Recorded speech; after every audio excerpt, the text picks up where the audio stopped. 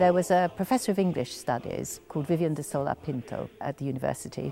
He was here in the 1930s. He must in some way have been working with the USSR once it joined the war in 1941. And the posters appear to have been presented to him as some kind of commemorative award for his service to the Soviet Union. The posters were left to the university and nobody really knew what they were because they were folded in squares.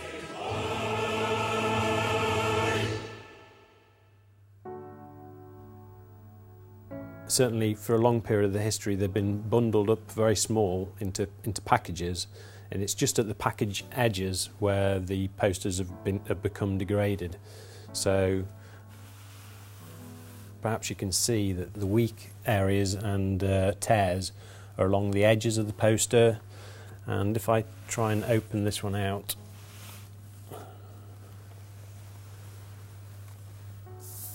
there are also obvious degrading and damage caused by the protein-based glues to join the pieces together. It was suggested that we really couldn't exhibit them because they were too fragile to be easily displayed, and so the solution adopted was digitisation. I was very worried about this because I thought an exhibition at that time had to focus on the real object, on the actual item of material culture.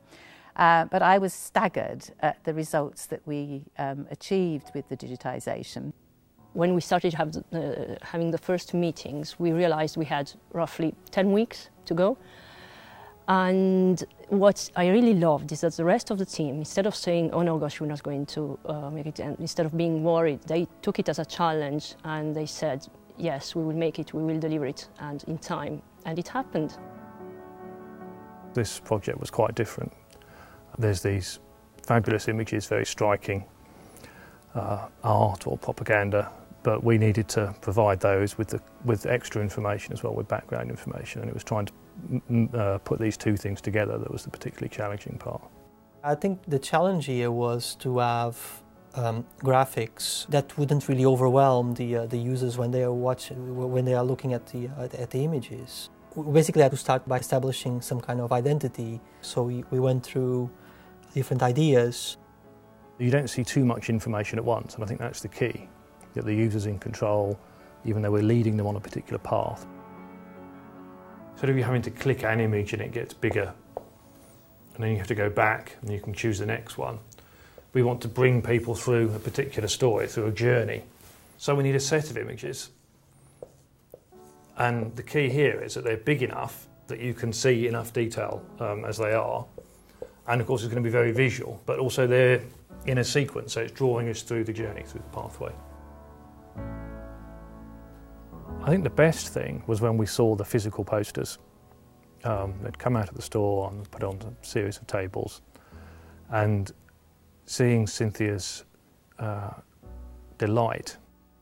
They're hand-painted, they're made by a very interesting system whereby an artist would design a poster and then that original design would be cut into squares.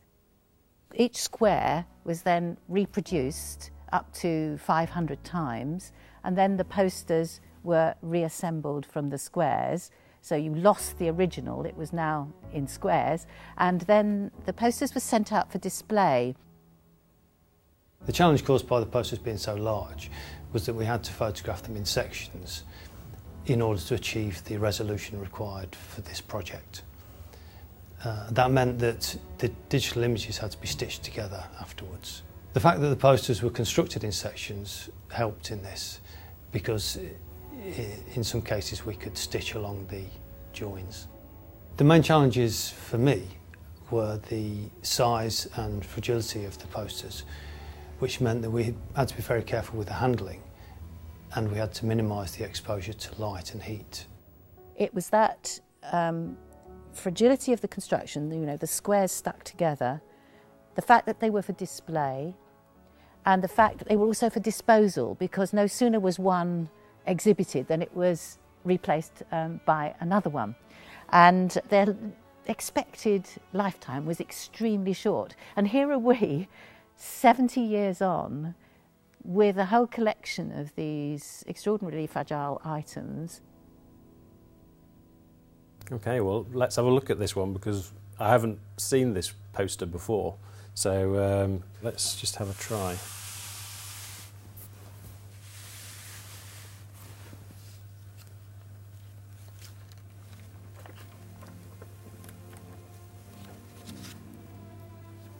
The tops and bottom sections are just text and less colourful, but you can see the blue immediately.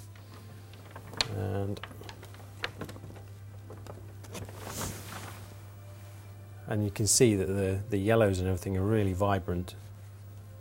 There are a few pieces that are loose. In order to repair this, I would be supporting it from the back with a Japanese tissue and supporting those breaks to get the best possible images we could.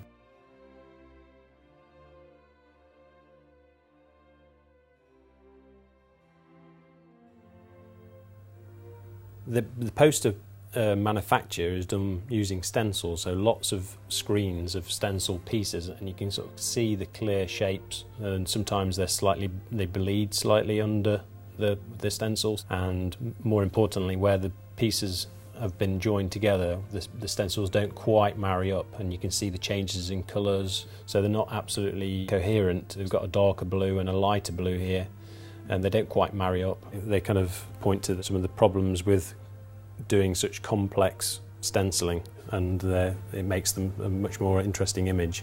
I love it. С каторги, где меры нет страданию, из немецких мрачных лагерей, наших граждан, угнанных в Германию, вызвали, товарищи, скорей. One of the ways in which I contributed on the website was that I helped edit some of the translations. These were mass-produced poems which were just aimed at forcing home a very simple message of kill, beat and revenge. One of the policies of manuscripts and special collections is to engage postgraduates and undergraduates in the university to use its resources. And so it was a particular pleasure to have two postgraduates from Russian and Slavonic studies working with us as interns. They were absolutely terrific. They brought their own array of skills, of language skills, of research skills, was particularly useful to us. A lot of my work at the moment revolves around looking at the memory of the war, of World War II, called the Great Patriotic War in Russia. And looking at how it fits in with everyday life and how it's commemorated nowadays. It was really great to be part of something where, you know, you're bringing these posters back to life again and actually bringing them out into the public where they were always meant to be.